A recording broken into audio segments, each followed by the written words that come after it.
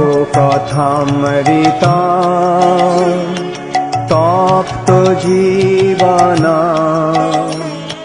কবি ভীরিতা कलमशापहा। हरे कृष्णा। सादर प्रणाम सभी को। आप सबका स्वागत है इस अपराकालीन सत्र में।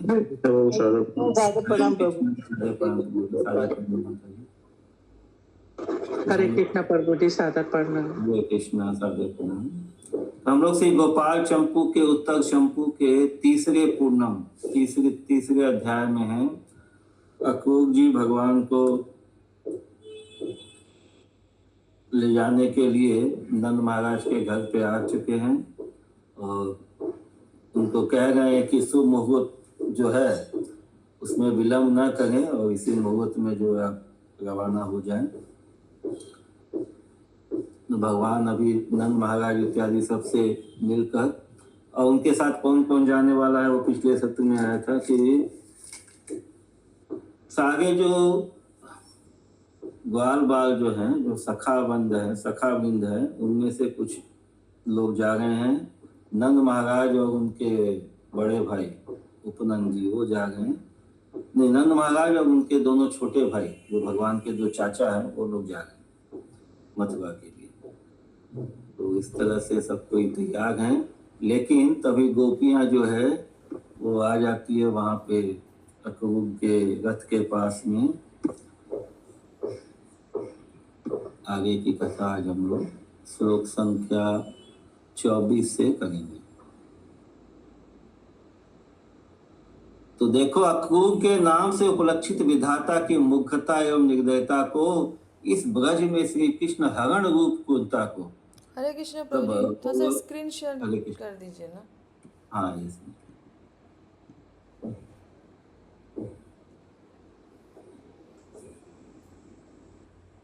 अक्रूर जो है भगवान का, श्री कृष्ण का हरण करके ले जा रहे हैं वृंदावन से, तथा विधाता के द्वारा किए गए सबकी बुद्धि के लोभ को। तो विधाता विधि के विधान से विधि कौन है? ये ब्रह्मा जी के द्वारा किए गए सबकी बुद्धि के लोभ को, और इस मथुरा गमन रूप कार्य में शकुनों की सुंदरता की कल्पना को तो देखो। इस प्रकार निरंतर विकलित वचनों वाले श्रेष्ठ जनों की सभा में जाने वाली एवं परम अधीनता वाली भी इन भजांगनाओं की श्री कृष्ण विराम में भ्रम जनित जो दशा है वह मुझको अभी बारंबार दर्द कर रही है। कौन बोल रहा है? मधुकंठ। और मधुकंठ और जो स्मितकंठ जो है वो बार बार सबको याद दिलाते हैं कि ये जो घटना है, ये भगवान जो मथुरा जाने वाले वृंदावन छोड़कर, ये पहले हो चुका है, उसी का वर्णन आ रहा है। क्योंकि सारे लोग उस घटना को याद करके ही वापस से शोकाकुल हो जा रहे हैं, विरह का वो वापस उनको भाव में आ जा रहे हैं ब्रजवासी। इसलिए बार बार जो है ये लोग बताते हैं कि ये सब जो है ऑलरेडी हो चुका है। अब भगवान उनके पास में है, नंद महाराज के निकट बैठे हुए हैं, इसलिए अब कोई विरह का जो ये कारण नहीं है। तो आगे चलते हैं श्लोक संख्या 24 से। अथवा विधाता उपालंब के योग्य नहीं है, क्योंकि वह तो अन्य जन है, अर्थात हमारा आत्मीय जन नहीं है। तो कह रहे हैं कि विधाता यानी कि जो ब्रह्मा, जो भाग्य विधाता है, वह उपालंब के योग्य नहीं है, मतलब उनको उलाहना देने के योग्य नहीं है, क्योंकि वो हमारे आत्मीय नहीं है, अन्य जन है, बाहर के लोग हैं। उसको उपालंब देना व्यर्थ है। उसी प्रकार अक्रूर नामक भी पराया जन ही है। जैसे विधाता पराया है, वैसे ही अक्रूर भी है, ये पराया जन है। अतः उससे भी कुछ कहना उचित नहीं, किंतु हम तो स्वकीय विरह कार्य प्राणनाथ इस नंदलाल को ही उपालंब देती है, उन्हीं को उलाहना देती है, नंदलाल को, कन्हैया को, कि इस प्रकार कोमलता वाली उन गोपियों के संतप्त हृदय की ज्वाला रूप जो विलाप है, स्मरण किए गए उन विलापों के द्वारा आज भी हमारी चित्त वृत्ति पद पद पर संतप्त हो गई है। बोल रहे हैं कि अभी मतलब ये जो है भगवान से विरह का जो सोच मात्र है, उसके कारण भी उनको हृदय में, उनका हृदय जो है दग्ध हो गया है।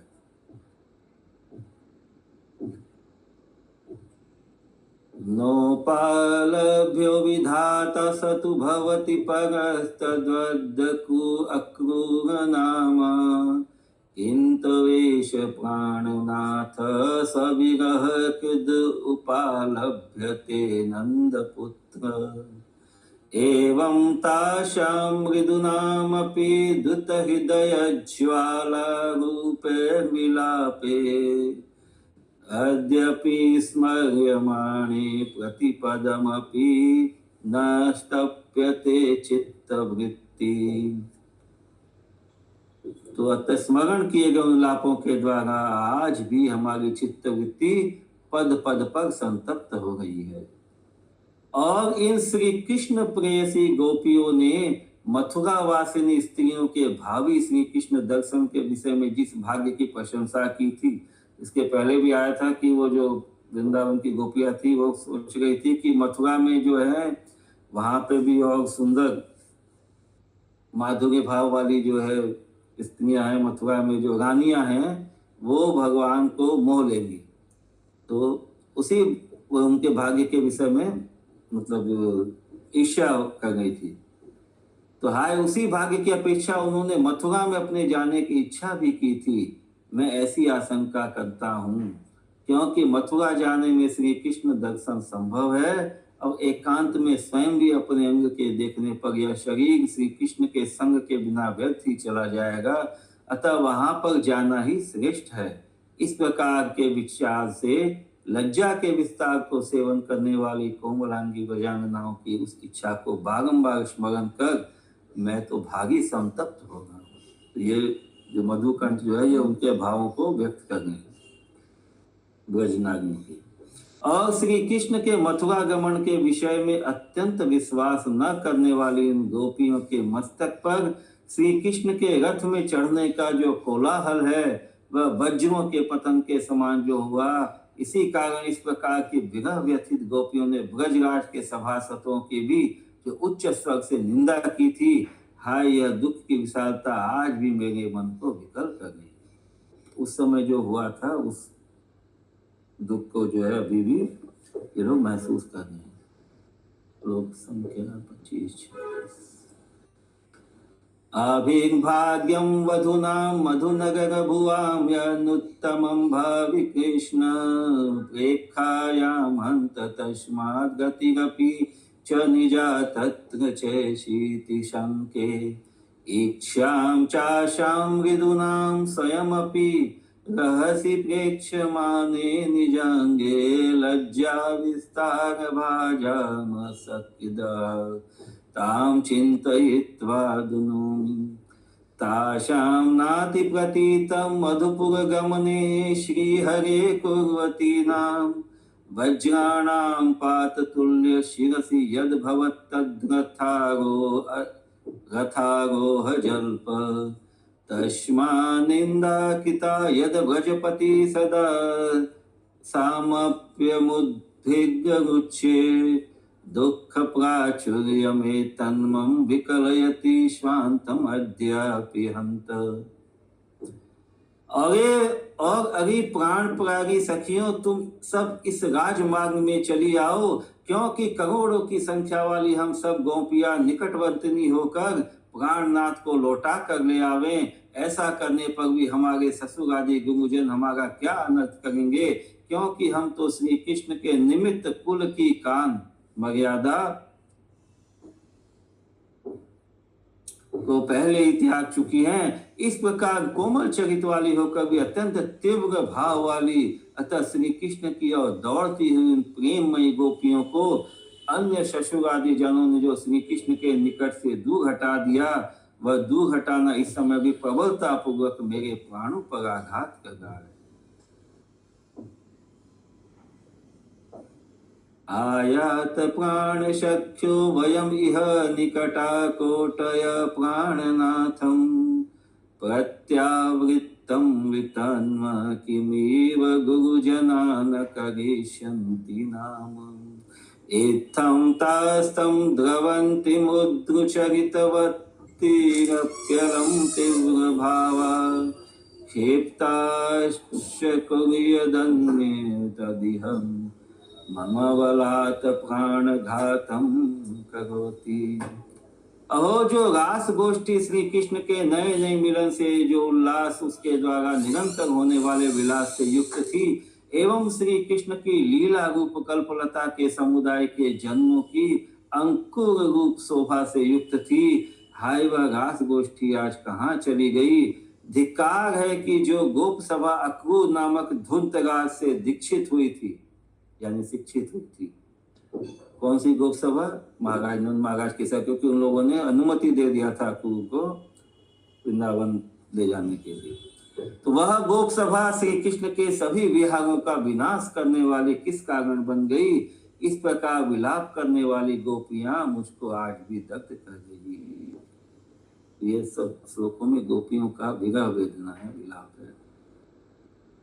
हा हा सारास गोष्ठी नव नव मिलोन्नाल सद्वश्व विलासा विलासा तल्लीला कल्पवल्ली समुदय जन भूषामंकुर श्री क्वयाता आदिव्या क्रूर नामना कितवन नृपतिना दीक्षिता गोप गोष्ठी सेयं तत्सर्वनाशिन्य जनीकृत इति कौशिका मां दहन्ति।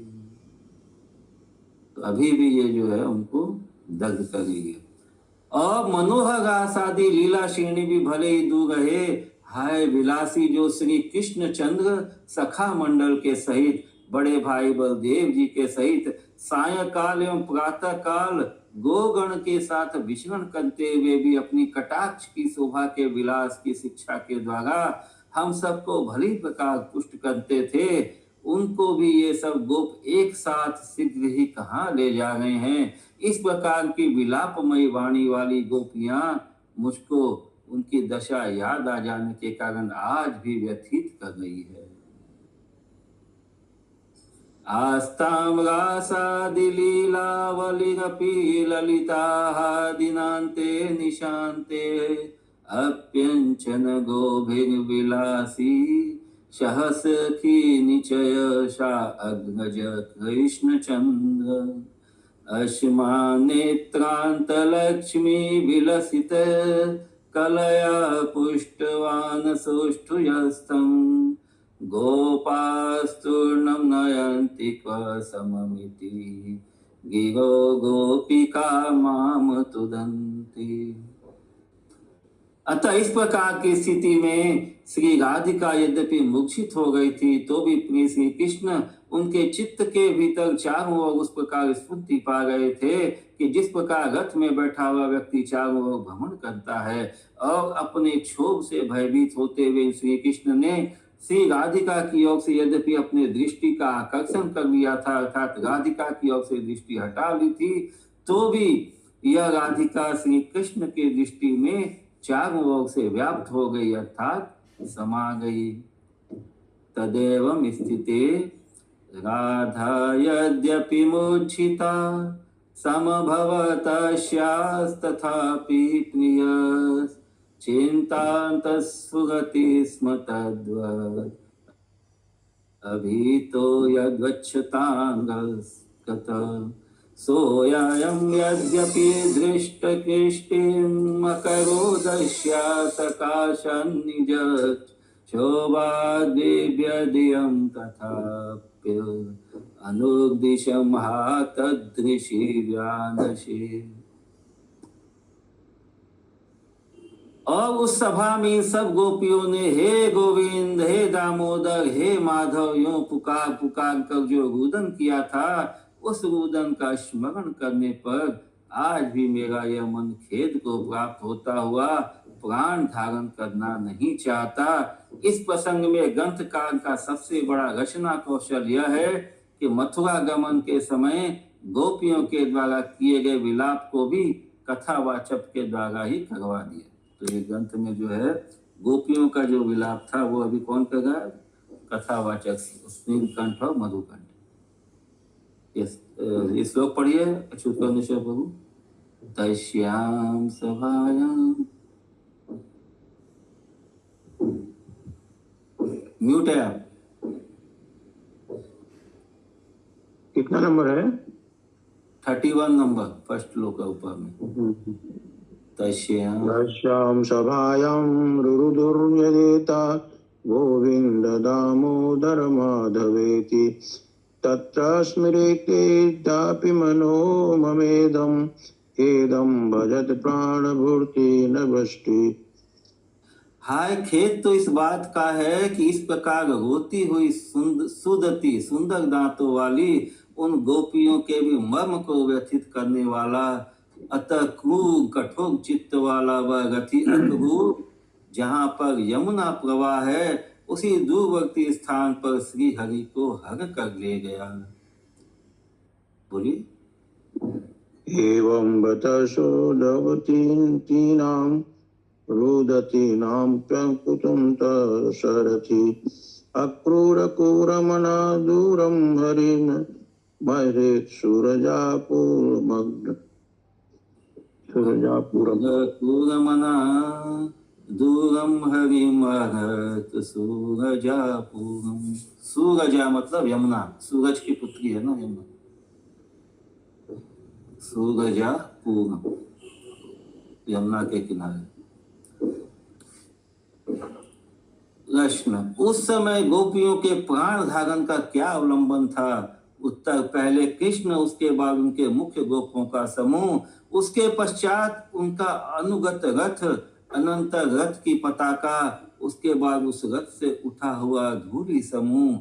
इस प्रकार के क्रम को लक्ष्य कर निर्निमेष पूर्वक स्थिर नेत्रों से देखती हुई वजांगना श्रेणी श्री कृष्ण के लौटने में निराश होकर प्राणों को तो त्याग देती, किंतु इस लौटने के विषय में मथुरा गमन से पहले ही ये श्री कृष्ण अपने आने की स्वीकृति के करने में जो लेख है उनके द्वारा यदि शपथ न करते तो अर्थात पुनः आने के विषय में उनके शपथ भरे लेख ही उनके प्राण धारण के अवलंब थे। तो ये गोपियां हैं वो इतना विरह को कैसे सहन कर पा रही थी? क्योंकि भगवान ने शपथ दिया था कि वो वापस लौटेंगे। श्लोक संख्या 33।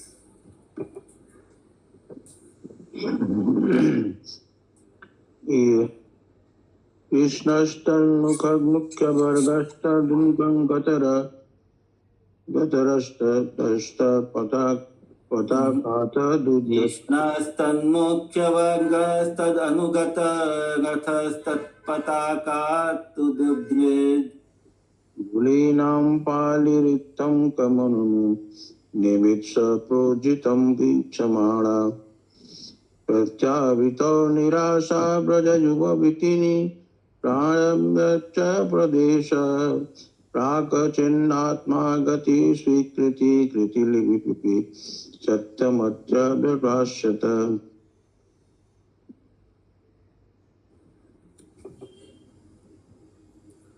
यद्यपि ब्रज में पुनः अपने आने के निमित्त देव ऋषि नारद के द्वारा कहा गया विलंब श्री कृष्ण को ज्ञात था, तो भी लौट कर आने की प्रबल तृष्णा वाले श्री कृष्ण ने उस विलंब के विषय में आदर नहीं ग्रहण किया। तो भगवान को तो नारद जी ने बताया था कि बहुत विलंब होगा, उसके बाद वो वापस वृंदावन आएंगे। तो किंतु वापस आएंगे इसी धारणा के कारण जो है उस विलंब को इग्नोर कर दिया भगवान। 34। यद्यपि सुर मुनि कथिता स्वस्यागतये विलंबिता ज्ञाता तदपि च बलयित तृष्णे नाश्याम कृष्णेन नाधृति कलिता। उस समय श्री कृष्ण के एवं गोपियों के स्वेद जल पसीने के सहित कुमकुम राग के द्वारा और नेत्र जल के सहित काजल के भाग के द्वारा बारंबार परस्पर अर्थात पहले श्लोक में श्री कृष्ण के द्वारा एवं पीछे के श्लोकों में गोपियों के द्वारा क्रमशः लिखी हुई एवं दूत संबंधी कर्म में योग्य मधु मंगल ही जिनका इधर उधर पहुंचाने वाला वाहन है, ऐसी पत्रिकाएं यथा हे प्रियाओं देखो, मैं मथुरा में उस कंस को मारकर शीघ्र ही आ जाऊंगा, एवं वत्सासुर आदि दैत्यों के वध स्थान से यह मथुरापुर कोई दूर है क्या? अतः हे प्रियाओं, दुख की संभावना कहाँ, किंतु दूसरा जो कुछ भी आप सबकी रुचि के अनुकूल प्रार्थित कार्य है उसको प्रसन्नता पूर्वक करो। अतः तुम्हारे प्राण स्वरूप मुझ पर, तुम सब प्राण ईश्वरियों की और दूसरा भी कुछ मानने योग्य भाव तुम्हारे अंतःकरण में है, यदि है तो उसका प्रकाश करना उचित है।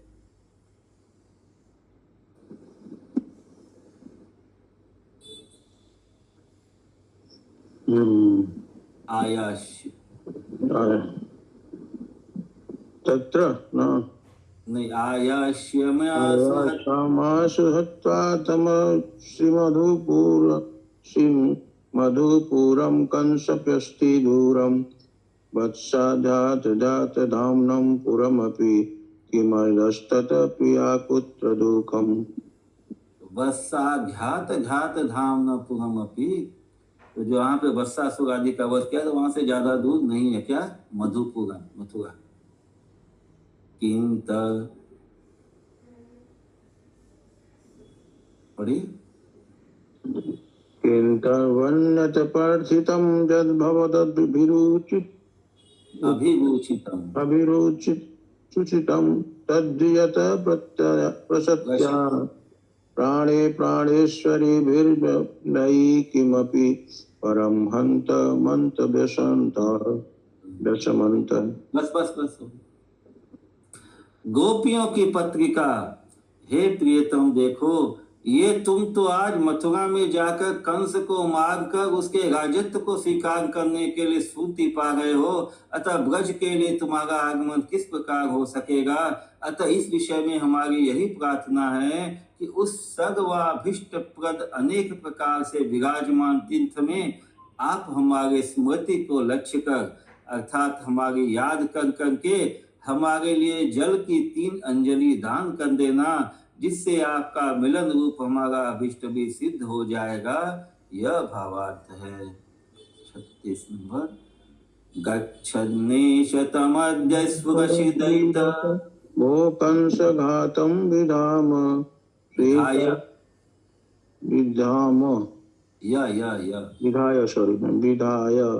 स्वीकर्तु रजा राजतां तत् कथमत भवतादागस्तिष्ठे प्रजाय तस्मादस्माभिरर्थं तदिदमिहं भवास्तंत्र नानाविराज तीर्थे सर्वार्थते नः स्मृति बलो ददता मंजलो नात्रयाणी। श्री कृष्ण की पत्रिका, तो ये जो है ये आदान प्रदान हो रहा है किसके द्वारा? मधु मंगल के द्वारा। ये पत्र इधर से उधर ले जा रहे हैं। श्री कृष्ण की पत्रिका। हे प्रियाओं, मेरे हृदय में राज्य पाने की अत्यंत इच्छा नहीं है, और यदि यह वासना किसी प्रकार उपस्थित भी होगी तो उसके विषय में मैं शपथ करता हूं कि कंस को मारकर यदुवंशियों के सुख को सर्वतो भाव से संगठित करता हुआ आय के समान ही ऐसा समझो। बस गया ऐसा ही समझो। और देखो, यदि कोई कृष्ण सार नामक मृग देववशा शीघ्र ही बंधन में पड़ जाए तो उसके विषय में बांधने वाला राजा आदि का मान क्या सुख के लिए हो सकता है? कदापि नहीं, क्योंकि न तो वहां राजमहल में उसके लिए स्वच्छंद भ्रमण करने योग्य वन है, एवं न हृदयंगम कांताओं का मनोहर संगी है। इसी प्रकार मेरे विषय में भी समझ लो। यस, इंद्रावती माता जी। ये पढ़िए। कितना नंबर है प्रभु? श्लोक ये आपका नालम में राज्य लिखा 37 नंबर। नालम में राज्य लिपसा, इसमें तो नालम में राज्य लिप्सा कथमपि बलते निर्ममे तत्र सत्यम कंसम हत्वा यदुनाम सुखमपि बलम यन् अस्मि चायत कल्पा। बद्धातात कृष्ण सारा सदपि विधि वसात परमेतिम पाठादे मानस्तस्मिन् सुखाय प्रवतिना वनं नापि सुसंग। तो भगवान बोल रहे हैं कि मेरे हृदय में राज्य पाने की इच्छा नहीं है, और मैं तो बस ये तुरंत उसको मार के ये यदुवंशियों को सुगठित करके, मतलब उनको सब उनका भला ये देख करके तुरंत आ जाऊंगा। और उदाहरण देते हैं कि कोई जो मृग है, कृष्ण साग मृग, कोई विशेष प्रजाति का मृग है, तो वो यदि बंधन में पड़ जाए तो उसको अच्छा लगेगा क्या? राजमहल में भी यदि कोई मृग है तो उसको राजमहल थोड़ी अच्छा लगेगा, क्योंकि उसको तो चाहिए खुला वातावरण, खुला जंगल। तो इसलिए वो जो वातावरण है मथुरा का मेरे लिए सुखद नहीं है, इस प्रकार से समझ लो। गोपियों की पत्रिका देखो प्यारे श्याम, उस मथुरा में चारों ओर अनेक प्रकार के कीड़ावनों का समूह विद्यमान है, और वहां पर राजाओं की भाग्यशालिनी बहुत सी कन्याएं तुम्हारे वैभव के कारण तुम्हारी कांताएं बन जाएंगी। अतः उन उन वस्तुओं के मिल जाने पर तुम्हारा मन इस ब्रज में एवं हमारे विषय में किस प्रकार सांगोपांग होगा, अर्थात कदापि न होगा। क्योंकि देखो, अनेक तपों के द्वारा विचित्र भोग के मिल जाने पर कोई भी देहधारी प्राणी फिर भी वन में होने वाली फल आदि की जीविकाओं को चाहता है क्या? अर्थात कदापि नहीं। बोलते हैं कि भाई ऐसा तो नहीं है, वहां पे जाने से और जो मथुरा की राजकन्याएं जो मिल जाएंगी और वहां पे जो ऐश्वर्य भोग सब मिलेगा, तो फिर अब यहाँ तो वनवासियों वाला जो जीवन है वृंदावन में, ये भोग फिर अच्छा थोड़ी लगेगा।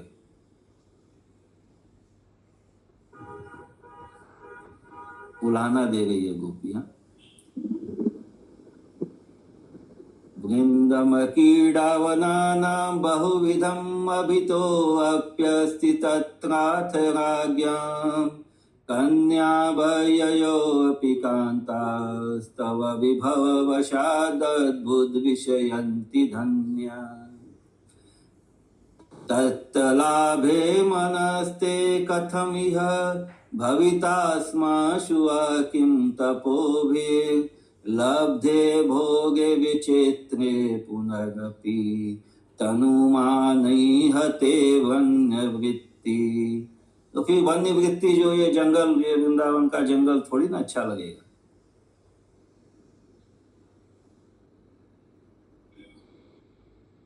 तो श्री कृष्ण की पत्रिका, हे प्रियाओं, यह बात सत्य है कि उस मथुरा में चारों ओर वे कीड़ावनों के समूह वांछित वस्तु का विधान करते हैं, एवं यह बात भी सत्य ही है कि अपने परम गुण गणों के द्वारा प्रशंसा के पात्र राज आदिकों की कन्याएं स्फूर्ति पा रही है। किंतु मैं शपथ करता हूँ कि जिस प्रकार वृंदावन मेरा प्रीतिप्रद है, एवं उस वृंदावन के अनुगामिनी लक्ष्मी स्वरूपा ये तुम सब गोपियां जिस प्रकार प्रीतिपद हो, उस प्रकार मथुरा की तो क्या चलाई, ये तीनों लोक भी मेरे प्रीतिपद नहीं है, एवं वहां रहने वाले विशिष्ट स्त्रियां भी मेरे लिए प्रीतिपद नहीं है। तो भगवान बोलते, मैं शपथ देता हूँ कि मथुरा तो के बाद तो छोड़ दीजिए, तीनों लोक भी जो है मेरे को आकर्षित करने वाले या मेरे प्रिय नहीं है वृंदावन के अलावा।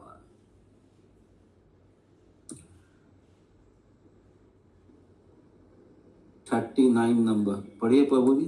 सत्यम सत्यम कुर्वेति लोकी मम हि रात्रिदानाम। ऊपर से सत्यम ताकेलिवन्या विदधति लसितं सर्वदा सत्यमेव चोडिपालविकन्या परम गुणागणस्त्रोत भाज स्फुरन्ति सत्यं कुर्वेति लोकी मम हि रतिदानापि तत्तस्थ राम यद्वद् वृन्दावनं मे तदनुगत रमा यद्वदित्वा भवत्या। यद्वद् वृन्दावनं मे तदनुगत रमा यद्वदिता भवत्या। तो वृंदावन से अधिक कोई मेरे लिए रमणीय प्रीति पद नहीं है। फिर गोपियों की पत्रिका। हा प्राणेश्वर, खेद की बात तो यही है कि हमारे जिस नेत्र ने आपकी वह अनिवंचनीय सर्वांग शोभा प्राप्त की थी एवं जिस कान ने आपको आपकी भुवन मोहिनी वंशी सुनी थी और जिस शरीर ने तुम्हारे अपूर्व लोकोत्तर स्पर्श की संपत्ति प्राप्त की थी, हमारे उसी हतभागे नेत्र ने आपका दूर जाना देख लिया एवं उसी कमहीन कान ने मथुरा गमन रूप भयंकर संदेश भी अनुभूत कर लिया और उसी भाग्यहीन शरीर ने अपने विरह की रचना भी कर ली। अतः हाय हाय हमारे जीवन को धिक्कार है एवं ऐसा सुंदर संयोग बनाकर ऐसी दुर्घटना करने वाले विधाता को भी धिक्कार है।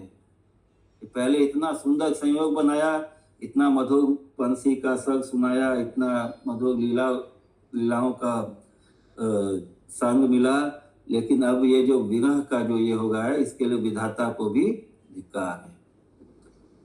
श्लोक संख्या 40। यस माता जी पढ़िए। साते सर्वांग शोभा बत समधिका एन नेत्रेण केन श्रोत्रेणाश्राभिवंशे समगमि वपुषा येन सस्पर्श लक्ष्मीः तेने वालच्छि दूरं गमनम् अगतं तेन संदिष्टमुग्रं तेने स्वयमपि प्रलब्धं रचितमितिहाः जीवितं धिक्। इस तरह से विधाता को धिक्कार नहीं है गोपियां। फिर श्री कृष्ण की पत्रिका यथा। हे प्राण प्यारी सखियों, देखो मेरी यह जो दृष्टि तुम्हारी अपूर्व शोभा के देखने से मेरे द्वारा ही दूर खींची जा रही है एवं जो कान तुम्हारी मनोहर वाणी से दूर किए जा रहे हैं और यह शरीर भी तुम्हारे मिलन से अपेक्षा पूर्वक दव्यते दूर किया जा रहा है। अन्यथा यदि ये दृष्टि आदि इंद्रियां उस विषय में प्रतिकार करने के लिए मेरे अधीन नहीं हो सकेंगी तो हाय मैं स्वतंत्र दृष्टि आदिकों को किस प्रकार सहन कर सकूंगा। पढ़िए प्रभु।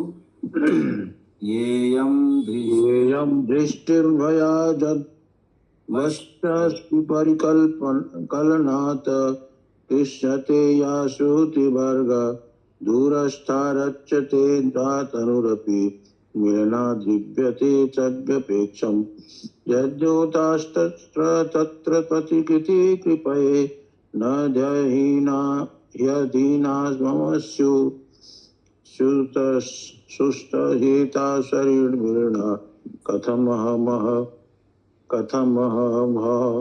प्राणरुख्य सहेय प्राण सख्य सहेय कथम मह प्राण सख्य। अब किस प्रकार सहन कर सके।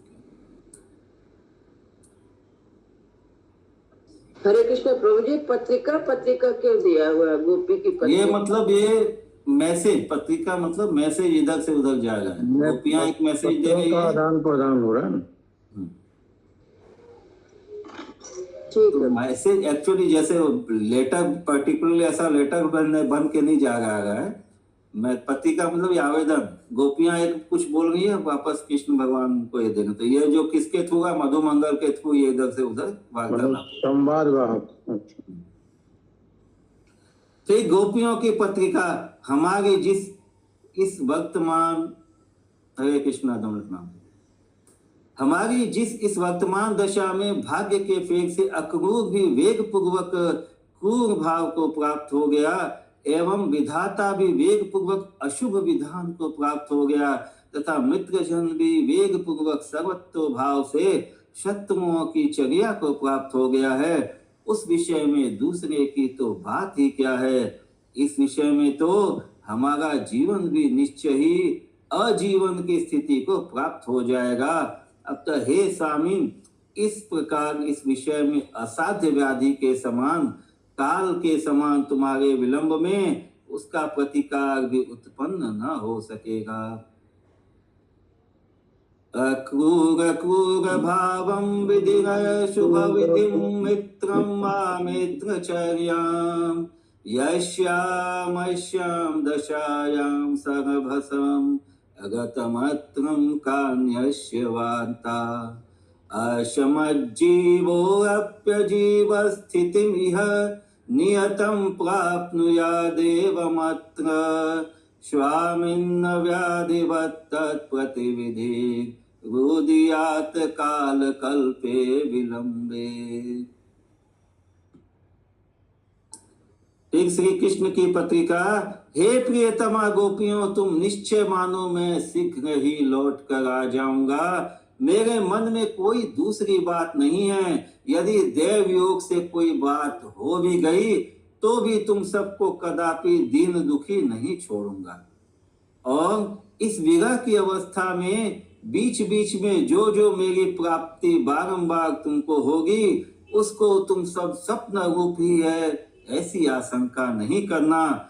जैसे पहले मेरा विरह न होने पर भी विरह की आशंका करती गई। तो भगवान बार बार बोल रहे हैं कि नहीं, मैं निश्चय ही फिर से शीघ्र लौट कर आऊंगा। मेरे मन में आप लोग जितना भी आक्षेप लगा रहे हैं ऐसा कोई दूसरी बात नहीं है। और यदि देव योग से देववश कुछ बात हो भी गया तो भी मैं आप लोगों को कभी दीन दुखी नहीं छोड़ूंगा।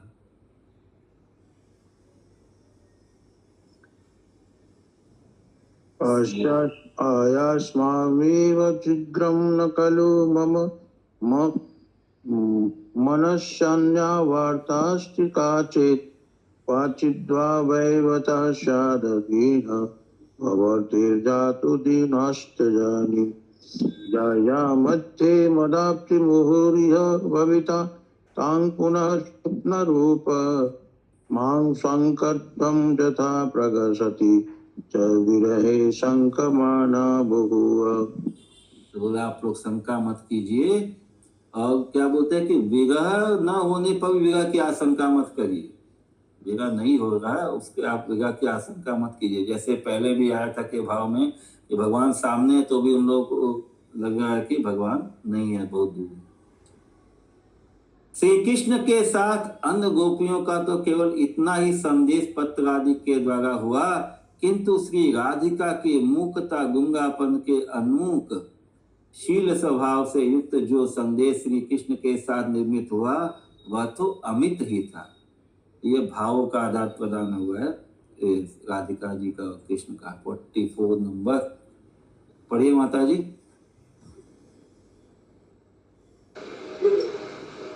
एतावान् मान मन्यसां वाचिकं हरिणाजनि अजनि राधायां मुकता ममतं यतो निर्ममे।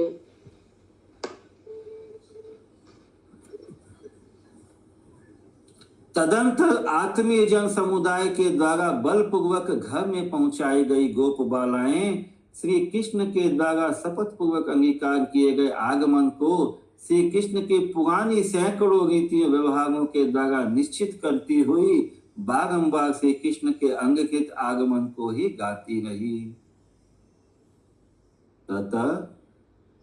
तथा स विन्देन निशान्तमपिपा अपिता बलेन बालास्तरुदितां गतिं प्राचीन तदरीतितसेन निश्चितां विनिर्माणा मुहुरेव तां जगो।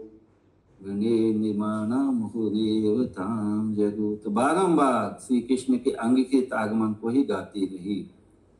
अतएव इस प्रकार स्निग्ध कंठ के कथन को लक्ष्य कर श्री राधिका आदि सभासद जब व्यथित मन वाले हो गए तो क्यों? क्योंकि अभी उस सभा में कौन कौन है? ये रात्रिकालीन सभा है, यहाँ पे सब राधिका इत्यादि जो यशोदा माता सभी कोई हैं। और ये लोग जो है अभी ये सुन करके उस पुरानी घटना का जो ये वर्णन जो स्निग्ध कंठ कर रहे हैं उसको सुन करके पुनः उसको याद करके व्यथित हो गए। जब व्यथित मन वाले हो गए तब कमल ने श्री कृष्ण विकल होकर स्वयं में बोले, श्री राधे अपनी कथा के श्रवण करते समय केवल कर्ण में ही आवेश मत करो किंतु नेत्र में भी कुछ आवेश धारण करो। भाई आप तो खाली कान के सुन के व्यथित क्यों हो गए? क्यों? मैं तो खुद सामने हूं। तुम तो बीते हुए अपने समाचार को वर्तमान मान गए। आप उस बीते हुए घटना को वर्तमान मान गए, मतलब उसी विगा को अभी अनुभव कर रहे हैं और वर्तमान स्थिति को बिल्कुल नहीं देख रही हो कि मैं तुम्हारा हृदयेश्वर मथुरा आदि से लौटकर सदैव के लिए तुम्हारे पास ही विद्यमान हूं। राधेशवशिं नावेशं कुरु किन्तु विलोचने वृत्तं सम्मन्यसे हन्त वर्तमानं न वीक्षसे। श्री कृष्ण के कहे हुए इन वचनों को सुनकर एवं उनके रमणीय श्री मुख को निहार कर जिनकी हार्दिक पीड़ा शांत हो गई है, वे कमल नयनी श्री राधिका लज्जा से युक्त होकर तत्काल प्रबलता को प्राप्त हुए। शीतल नेत्र जल के बिंदुओं के द्वारा श्री कृष्ण के दोनों चरणार बिंदुओं को अपने मस्तक से सेवन करती हुई बहुत देर तक अभिषिक्त करती रही। अनंतर सभी सभासदों के सुख समूह के अच्छी प्रकार परिपूर्णता धारण कर लेने पर, तो जैसे मूवी में कोई ये क्या बोलते हैं ना, कोई इमोशनल सीन आ जाता है तो देखने वाला जो है सब क्या होता है, थोड़ा उदास हो जाता है, थोड़ा उसी के भाव में आ जाता है। तो यहाँ पे जो ये स्निग्धकंठ और मधुकंठ जो भगवान का जो मथुरा गमन का जो लीला होगा था, उस समय का जो विरह का वर्णन आया था, उसको जब वो बता रहे थे तो सब कोई जो है थोड़े उदासीन, थोड़े सजल नयन वाले हो गए थे। तो सब कोई फिर से अपने सुख समूह को प्राप्त कर फिर से सुखी होकर सभी सभासद मानो उत्सव का सा लाभ तत्काल प्रबलता को प्राप्त हुए, तो बहुत उत्सव का सा लाभ करते हुए अपने अपने घर को चले गए और श्री राधा माधव की जोड़ी अपने मोहन मंदिर को प्राप्त हो गई। इति श्री वनमालीदास शास्त्री विरचित श्री कृष्णानंदिनी नामनी भाषा टीका सहिते श्रीमद उत्तम गोपाल चंपू काव्य मथुरा प्रस्थानम नाम तृतीयम पूर्णम संपूर्णम। श्री श्री गोपाल चंपू की जय, श्री राजीव गोस्वामी पाद की जय, श्री प्रभुपाद की जय, समस्त भक्तों की जय।